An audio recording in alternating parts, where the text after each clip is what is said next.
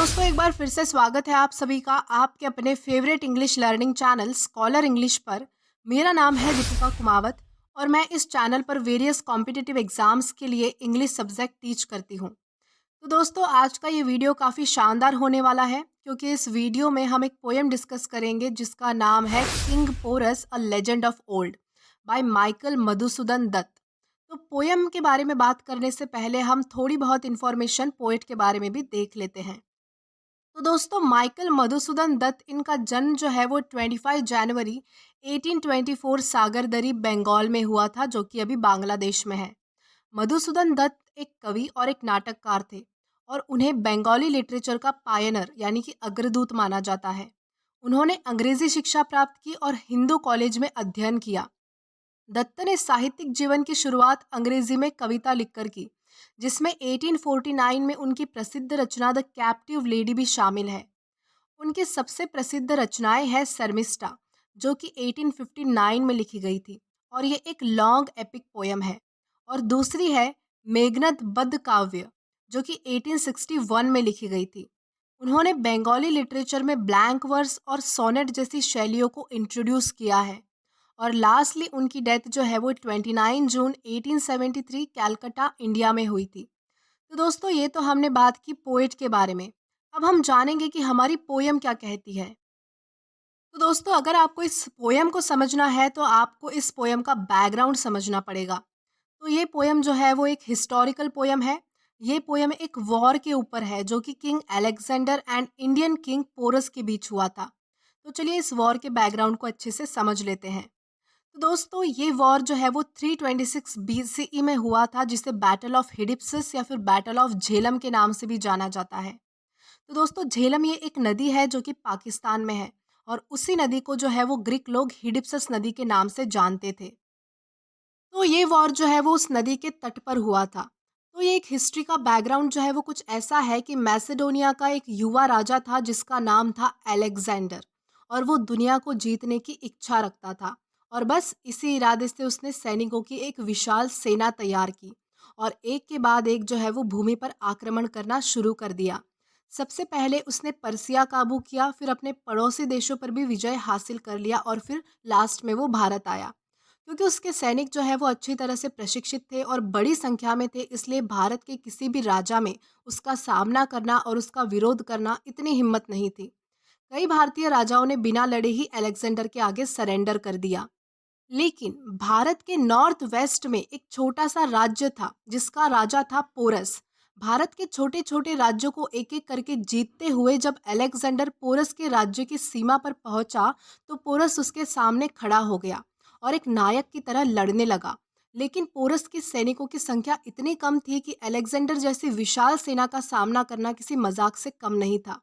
लेकिन फिर भी पोरस ने अलेक्जेंडर के साथ लड़ाई लड़ी और पोरस जो है वो अलेक्जेंडर के साथ युद्ध में हार गया। फिर पोरस को पकड़कर जो है वो अलेक्जेंडर के सामने पेश किया गया। तब पोरस ने अपना सिर ऊंचा करके अलेक्जेंडर के पास जाकर राजा जैसा व्यवहार करने की मांग की। तो इस कविता में पोएट पोरस के शाही गौरव और वीरता की प्रशंसा करता है और उसे प्राचीन भारत के एक सच्चे प्रेरक नायक के रूप में हमारे सामने पेश करने की कोशिश करता है। तो दोस्तों ये पोयम जो है वो 1843 में लिखी गई थी और उसी साल पब्लिश भी हो गई थी। और ये पोयम जो है वो बेसिकली 6 पार्ट्स में डिवाइडेड है। इस पोयम में कुल 130 लाइंस हैं। तो चलिए इस पोयम के एक एक पार्ट को अच्छे से हम समझेंगे, लाइन टू लाइन एक्सप्लेनेशन इस पोयम का हम देखेंगे। वीडियो थोड़ा बड़ा हो सकता है लेकिन काफ़ी इंटरेस्टिंग पोयम है, तो वीडियो के एंड तक बने रहिएगा। तो हमारे सबसे पहले पार्ट में वॉर से पहले की सिचुएशन बताई गई है। बहुत ही ड्रामेटिक मैनर में उस सीन को रिप्रेजेंट किया गया है और बताया गया है कि किस तरह युद्ध से पहले एक भयानक सिचुएशन क्रिएट हो गई थी। तो चलिए पोयम के हेल्प से लाइन टू लाइन एक्सप्लेनेशन देख के हम इस पूरे सीन को, इस पूरे पोयम को जो है वो समझने की कोशिश करेंगे। तो हमारा पहला पार्ट का पहली लाइन है, लाउडली द मिडनाइट टेम्पेस्ट सैंग, यानी कि आधी रात में बहुत ही जोरों का तूफान आया और खतरे की घंटी बजी। हाँ, it was thy dirge fair liberty, यानी ये जो खतरे की घंटी थी वो पोरस के साम्राज्य के लिए एक शोक गीत था, यानी कि उनकी आज़ादी छीनी जाने वाली थी। And clouds in thundering accents रोअर्ड।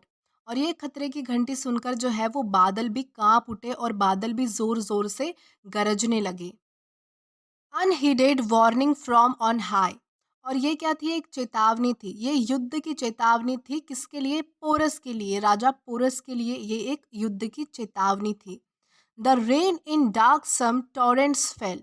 यानी कि उस अंधेरी रात में जो है वो मूसलाधार बारिश हो रही थी, यानी कि बहुत ही जोरों की बारिश हो रही थी।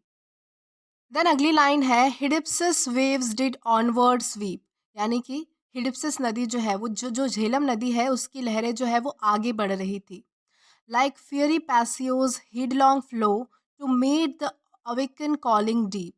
यानी कि जैसे कोई लहर जब जुनून के साथ, बहुत ही प्रवाह के साथ बहती है गहराई से मिलने के लिए, उस तरह जो है वो हिडिप्सिस नदी जो है वो बह रही थी उस रात।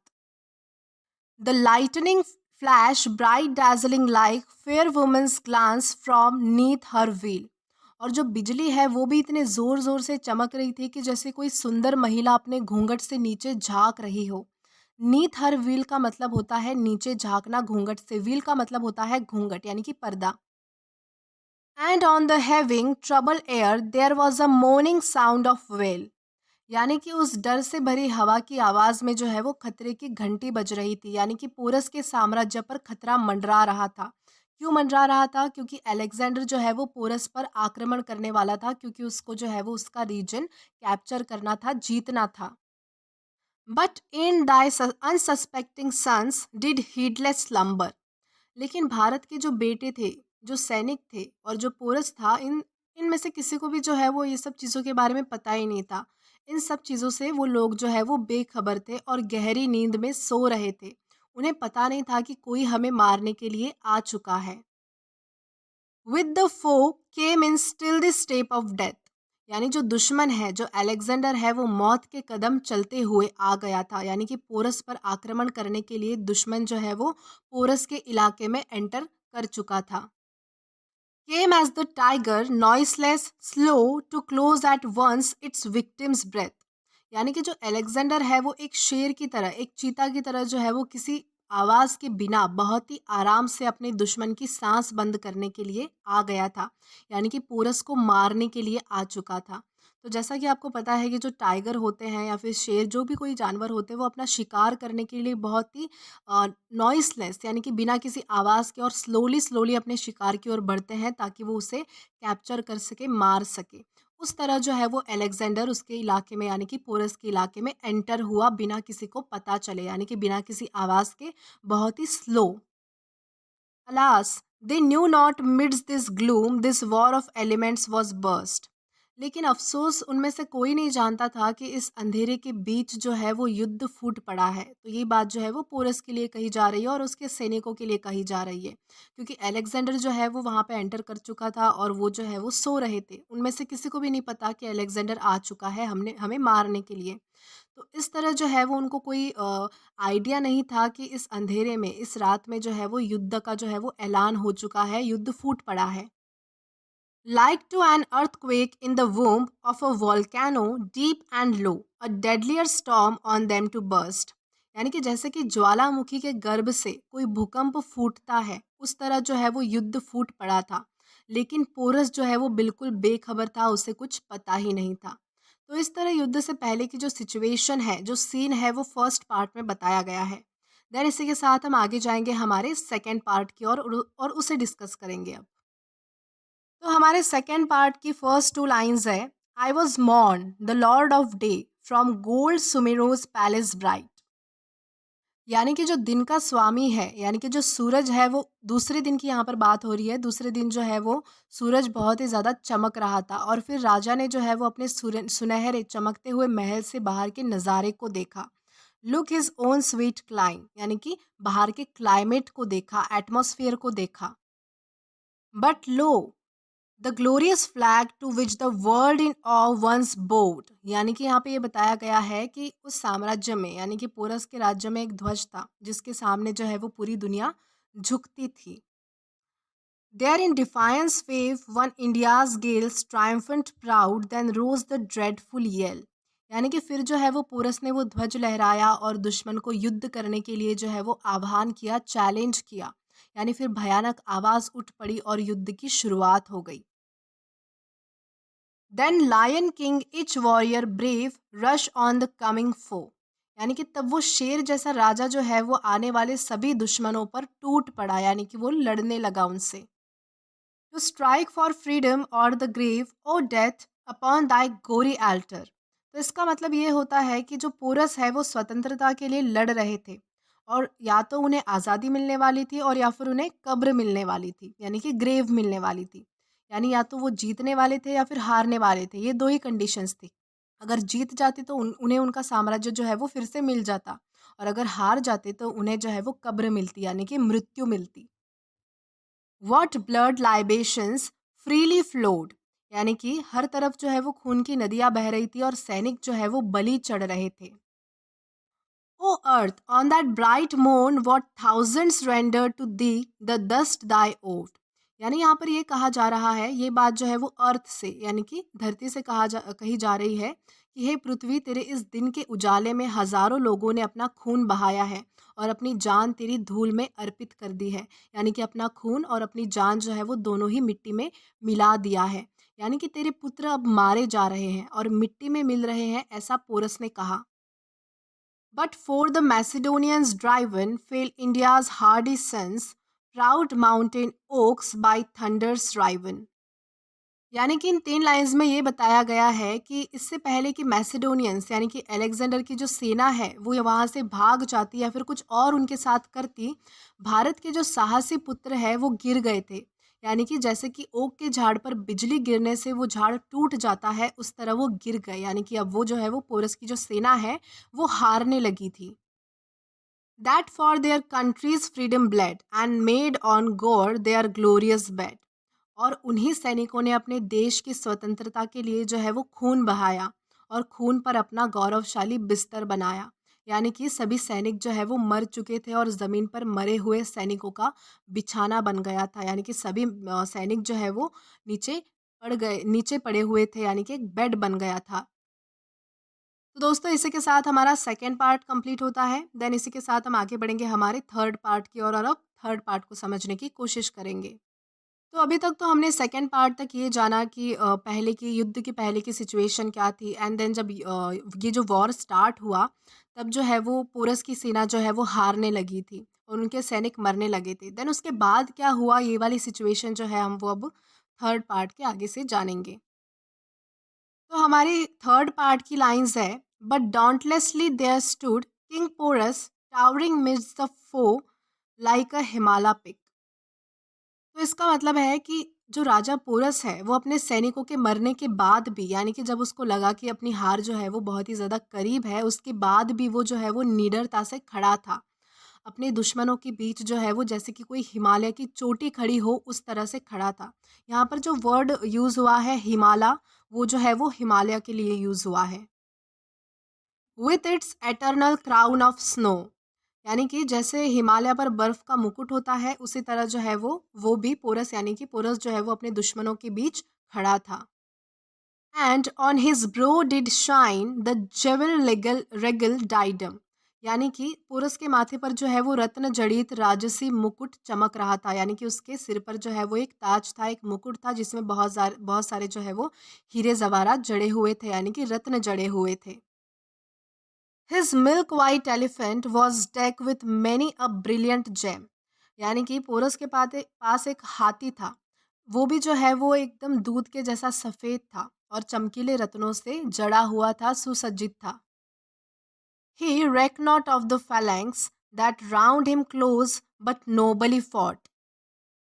तो यहाँ पर ये बताया गया है कि पोरस ने उसके चारों ओर खड़ी सेना की परवाह नहीं की, और जो सेना उसको चारों ओर से घेर कर खड़ी थी वो उनसे नहीं डरा, बल्कि बल्कि जो है वो शानदार तरीके से वो उनसे लड़ता रहा। And like the angry winds that blow and lofty mountain pines ले लो। यानी कि जैसे जोर जोर से हवाएं चलने पर देवदार यानी कि पाइन्स के जो पेड़ है वो नीचे गिर जाते हैं, वैसे ही पोरस के सैनिक जो है वो मर रहे थे अलेक्जेंडर के प्रभाव से, अलेक्जेंडर के सैनिकों से, यानी कि हार रहे थे। Amidst them dreadful havoc wrought।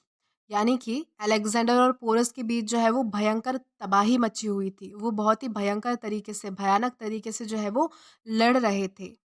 And thin his crown and country's foe, और अलेक्जेंडर के मुकुट और उसके दुश्मन कम होते जा रहे थे। यानी कि पोरस के सभी सैनिक जो है वो मर रहे थे। पोरस भी अब हारने लगा था।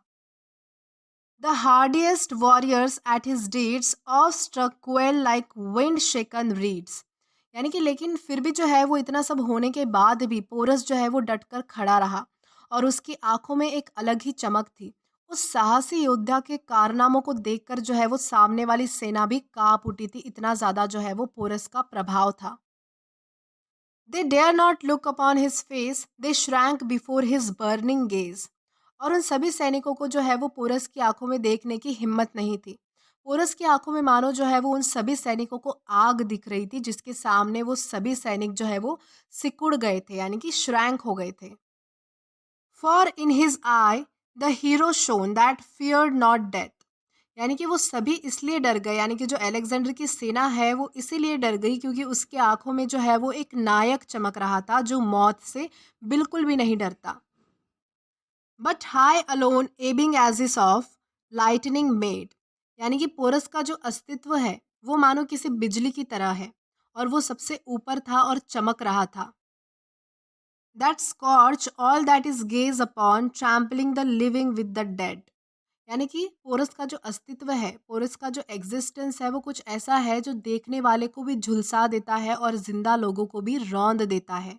यहाँ पर पोरस को जो है वो बिजली से कंपेयर किया गया है। तो जैसा कि आपको पता है कि बिजली जो है वो अपने पास आने वाले को, किसी को भी जो है वो मार देती है, जला देती है, झुलसा देती है। बस उसी तरह जो है वो पोरस भी अपने पास आने वाले को झुलसा देता है और रौंद देता है। ऐसा उसका एग्जिस्टेंस था, ऐसा उसका अस्तित्व था। तो दोस्तों इसी के साथ हमारा थर्ड पार्ट खत्म होता है। देन इसी के साथ हम जो है वो फोर्थ पार्ट की ओर बढ़ेंगे। तो हमारे फोर्थ पार्ट की पहली दो लाइंस है, the immortal thunderous son astonished eye the heroic king. यानी कि यहाँ पर ये बताया गया है कि उस अमर राजा ने उस वीर राजा को बिल्कुल चौंक कर देखा। यानी कि अलेक्जेंडर ने जो है वो पोरस को बिल्कुल आश्चर्यचकित होकर देखा कि सब कुछ नष्ट हो गया। पोरस जो है वो हारने पर उतारू हो गया, लेकिन फिर भी जो है वो पोरस बिल्कुल भी नहीं डरा। यहाँ पर जो है वो अलेक्जेंडर को अमर इसलिए कहा गया है क्योंकि अलेक्जेंडर अलेक्जेंडर जो है वो किसी ज़माने में ऐसा राजा था कि उसके सामने जो है वो कोई भी राजा नहीं टिक पाया। उसने कभी जो है वो हार देखी ही नहीं। उसने जो भी किया हमेशा जीत के लिए किया और हमेशा जीत कर ही वापस लौटा। तो इसीलिए जो है वो अलेक्जेंडर को अमर राजा के रूप में यहाँ पर प्रस्तुत किया गया है। He saw him bravely charge like his dread father fulmining. यानी कि उसने अपने एक भयानक पिता की तरह जो है वो आक्रमण करते हुए देखा। यानी कि अलेक्जेंडर ने जो है वो पोरस में अपने पिता की छवि देखी, जो कि जो है वो बहुत ही ज़्यादा भयानक तरीके से आक्रमण कर रहे थे, लड़ रहे थे, मानो कि गुस्से में चिल्ला रहे हो। फुलमिनिंग का मतलब होता है कि गुस्से में चिल्लाना, कुछ बोलना, उसे कहा जाएगा fulmining. Though thousands round him close he stood as stand the ocean rock. यानी कि ये सब हो गया, फिर पोरस जो है वो हार गया था। तो पोरस को जब राजा के सामने जो है वो पकड़कर लाया गया, पेश किया गया, तब वो एक समुद्र के बीच जैसे चट्टान होती है उस तरह खड़ा था। उसके पास जो है वो हजारों लोग जो है वो उसको घेर के खड़े थे, मौजूद थे। फिर भी पोरस की आंखों में जो है वो कोई भी डर नहीं था। Amidst the lashing billows unmoved at their fierce thundering shock. यानी कि जैसे समुद्र में जब बहुत जोर जोर से लहरें उठती है, तब सब कुछ जो है वो तबाह हो जाता है, बर्बाद हो जाता है। फिर भी जो चट्टान होती है, जो पत्थर होता है, वो वैसा ही खड़ा रहता है। उसी तरह पोरस जो है वो अपनी हार के बाद भी गर्व से खड़ा रहा था, वहां से जो है वो हिला नहीं, अनमूव, यानी कि बिल्कुल भी डिगमगाया नहीं। But when the Imathian conqueror saw that with gaping wounds he bled। यानी कि जब इमाथियन विजेता, यानी कि अलेक्जेंडर की बात हो रही है, यानी कि जो मैसेडोनियन है, जब उन्होंने देखा कि पोरस के घाव जो है वो बिल्कुल खुले पड़े हैं और उनसे जो है वो बहुत ज़्यादा खून बह रहा है, फिर उसके बाद क्या हुआ? Desist desist he cried, such noble blood should not be shed. तब अलेक्जेंडर जोर से चिल्लाकर बोला कि रुको रुको, ऐसा महान खून जो है वो बहाया नहीं जाना चाहिए। Then a herald was sent where bleeding and faint. फिर उनके लिए जो है वो एक व्यक्ति को भेजा गया, पोरस के लिए जो है वो अलेक्जेंडर द्वारा एक व्यक्ति को भेजा गया जहाँ पर उनका खून बह रहा था और जो है वो बेहोश पड़े थे। Stood midst the dying and the dead, King Porus, boldly dismayed, hell brave and warlike prince। यानी कि यहाँ पर ये बताया गया है कि अपनी मौत के सामने होते हुए भी वो महान राजा डटकर वहाँ पर खड़ा था, बिल्कुल बहादुरी और निडरता से। यानी कि जैसा कि आपको पता है कि अभी बताया कि किंग पोरस का जो है वो बहुत ही ज़्यादा खून बह रहा था और उसको जो है वो अलेक्जेंडर के सामने पेश किया गया। वो जो है वो ज़ंजीरों में लॉक था, किंग पोरस। तो यहाँ पर जो है आप देख सकते हैं कि बहुत ही ख़राब ऐसी कंडीशन जो है वो पोरस राजा की उस समय हो गई थी। यानी कि बहुत ज़्यादा खून बह रहा था, बेहोशी के लगभग हालत में वो थे, लेकिन फिर भी वो डटकर खड़े थे बिल्कुल बहादुरी से और निडरता से। Thy generous rival bid the seas, behold there flies the flag that lulls dread war and weakens peace। तब अलेक्जेंडर जो है वो क्या करता है कि सबको रुकने का आदेश देता है और वो झंडा फहराता है, यानी कि उस भयानक युद्ध को शांत करता है और शांति जगाता है। यानी कि वो वॉर जो है वो वहीं पे रुक जाता है। तो यहाँ पर हमारा 4th पार्ट जो है वो ख़त्म होता है। देन इसी के साथ हम आगे जाएँगे हमारे 5th पार्ट की ओर। तो हमारे 5th पार्ट की लाइन्स है, like to a lion chain that though faint bleeding stands in pride with eyes. तो यहाँ इन लाइन्स में बताया गया है कि पोरस एक शेर की तरह था, जो कि जंजीरों में जकड़ा हुआ था, लथपथ खून से भरा हुआ था। फिर भी इतना कुछ होकर भी जो है वो गर्व से खड़ा था। Where unsubdued yet flashed the fire looks that defied। यानी कि पोरस की जो आंखें हैं वो अभी भी आग की तरह चमक रही थी और चुनौती दे रही थी, चैलेंज कर रही थी अलेक्जेंडर को। Where midst the gay and flittering crowd. यानी कि राजा पोरस जो है वो बिना डरे वहां गया जहां खुश और चंचल माहौल था। Sat godlike Alexander while round earth's mightiest monarchs bove। यानी कि वहां जब वो गया तब अलेक्जेंडर जो है वो एक देवता की तरह वहां पर बैठा था और पृथ्वी के जो सबसे शक्तिशाली सम्राट थे यानी कि हमारे जो पोरस थे वो झुके हुए थे। यानी कि उनका क्राउन, उनका ताज जो है वो झुका हुआ था और अलेक्जेंडर जो है वो एक देवता की तरह वहां पर बैठा था। King Porus was no slave, he stoop not bent not there his knee. यानी कि किंग पोरस जो है वो कोई गुलाम नहीं था, उसने वहां अलेक्जेंडर के सामने अपने घुटने नहीं टेके। But stood as stands an oak in Himalayan majesty. बल्कि पोरस जो है वो एक ओक के झाड़ की तरह जो है वो, हिमालय में जो ओक का झाड़ होता है वो जिस तरह होता है उस तरह से जो है वो डटकर वहां पर खड़ा हुआ था। The mighty king of Macedon, even as a king reply, in royal pride, ends haughty son, the conqueror pleased, him forth released, thus India's crown was lost and won। यानी कि मैसिडोनिया का जो शक्तिशाली राजा था अलेक्जेंडर, उसने ना राजा के रूप में उत्तर दिया कि तुम एक भारत के अभिमानी पुत्र हो। यानी कि ये सब जो कॉन्वर्जेशन है अब अलेक्जेंडर और पोरस के बीच हो रहा है। अलेक्जेंडर ने क्या कहा कि तुम भारत के जो है वो बहुत ही ज़्यादा गौरवी और अभिमानी पुत्र हो और मैं कॉन्करर यानी कि मैं विजेता हूँ और मैं बहुत खुश भी हूँ। और उसने आगे कहा कि तुमने भले ही मैदान में अपना ताज खो दिया, यानी कि भले ही तुम मैदान में मुझसे जंग में मुझसे हार गए, लेकिन तुम्हारी इस बहादुरी से तुम जो है वो जीत गए। यानी कि भारत का ताज जो है वो खोया गया और फिर से जीता गया। तो इसी के साथ हमारे इस पोयम का जो है वो 5th पार्ट भी यहीं पर ख़त्म होता है। देन इस पोयम के हम लास्ट पार्ट की ओर बढ़ेंगे और देखते हैं कि इसमें हमें क्या बताया गया है। तो हमारे 6 पार्ट की सबसे पहली 2 लाइन्स है, but where, o where is Porus now and where the noble hearts that bled.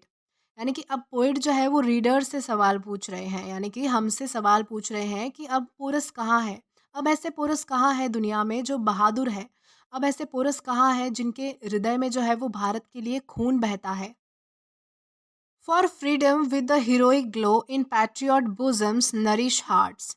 यानी कि अब ऐसे पुरुष कहाँ है जो भारत के लिए लड़े और उसकी स्वतंत्रता के लिए लड़े। अब ऐसे पुरुष नहीं है जो अपनी देशभक्ति से भारत को पोषित कर सके। तो दोस्तों, जैसा कि मैंने स्टार्टिंग में ही आपको बताया था कि ये पोएम जो है वो 1843 में लिखी गई थी। तो तब देश के पास आज़ादी नहीं थी। हालाँकि जो ये जो पोएम है वो लगभग 100 साल पहले ही लिखी गई। तो ये पोएट जो है वो उस आज़ादी के लिए भारत के लोगों से जो है वो कह रहे हैं, उनको चैलेंज कर रहे हैं। Eagle like that reck not death, यानी कि पोएट क्या कह रहे हैं कि अब इस ज़माने में ऐसे पुरुष नहीं है जो एक बाज़ की तरह, एक ईगल की तरह हो जिसे मौत से डर ही ना लगे। तो दोस्तों ईगल एक ऐसा जानवर है जिसे जो है वो मौत से डर नहीं लगता। वो अपने शिकार के लिए जो है वो किसी भी हद तक जाता है। वो अपने मौत की बिना परवाह किए बिना जो है वो कुछ भी कर सकता है। But shrank before foul thraldom's breath, and where art thou, fair freedom, thou? यानी कि इन दो लाइन्स में ये बताया गया है कि अब जो लोग हैं वो बेईमानी के सामने सिकुड़ जाते हैं। यानी कि पोरस राजा की तरह नहीं है जो डटकर खड़े हो जाए सबके सामने। यानी कि उन लोगों की जो सांसें हैं वो सिकुड़ जाती है आज के ज़माने में। यानी अब ऐसी आज़ादी कहाँ है? इंडिया की हवा में जो है वो अब आज़ादी है ही नहीं। ऐसी आज़ादी, ऐसा फेयर फ्रीडम अब देखने मिलता ही नहीं।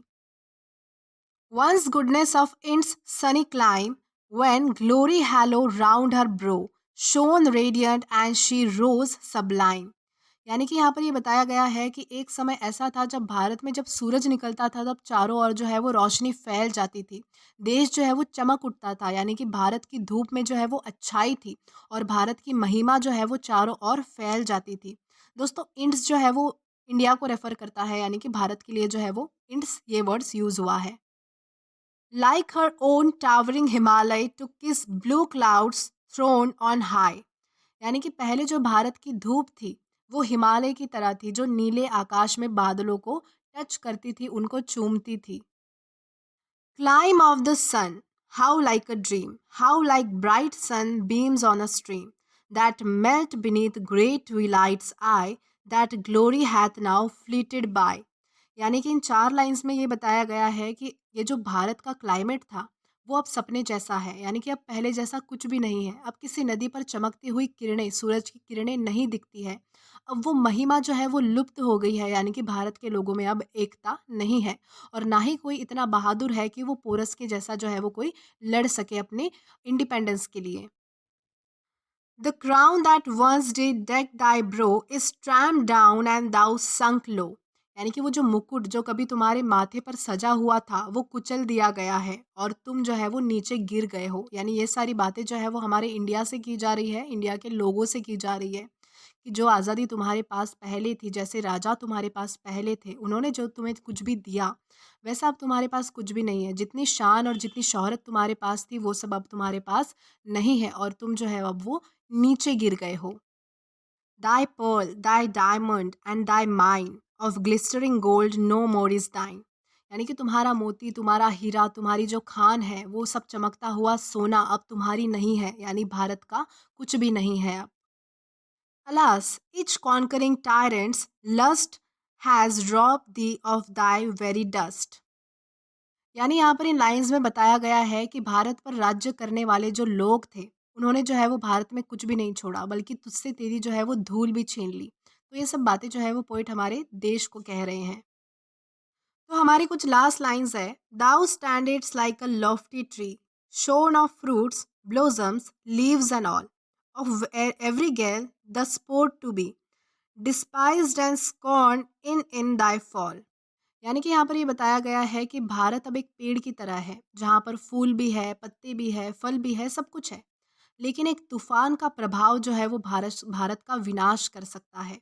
यानी कि कोई भी आकर जो है वो हमारे भारत भारत को जो है वो अपने वश में कर सकता है। हम इतने कमज़ोर हो गए हैं। इसलिए भारत को जो है वो पोरस के जैसे राजाओं की ज़रूरत है जो हार कर भी जो है वो किसी के सामने झुके ना और अपने लिए मांग कर सके कि मुझे जो है वो राजा जैसा व्यवहार चाहिए। तो दोस्तों इसी के साथ हमारा जो 6th पार्ट है वो यहाँ पर ख़त्म होता है और ये पूरी हमारी पोएम भी यहाँ पर ही ख़त्म होती है। वैसे तो ये पोएम बहुत ही शानदार रही। आई होप आपको ये वीडियो ज़रूर पसंद आया हो और काफ़ी हेल्पफुल रहा हो। और अगर आपको ये वीडियो पसंद आया है तो do like this video, subscribe the channel and share as much as you can. और अगर आपने इससे पहले वाले पोएम के वीडियोज़ नहीं देखे हैं तो यहाँ पर मैंने एक प्लेलिस्ट प्रोवाइड की है जिस पे आप क्लिक करके जो है वो सभी वीडियोज़ देख सकते हैं। Till then keep learning. Thank you.